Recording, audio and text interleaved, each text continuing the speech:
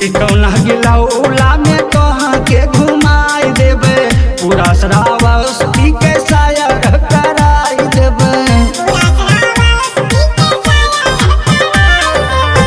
कौना गिलौला में तोहरा के घुमाई देबे पूरा श्रावस्ती के शायर कराई देबे।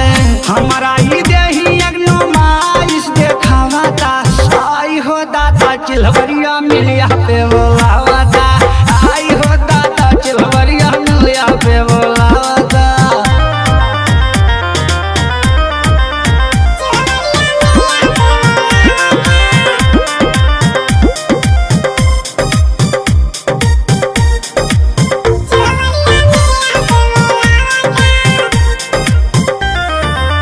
कहता है सिसवा हल्ला हो जाई मुहल्ला में तियन लहरी की देह तो खुल्ला में।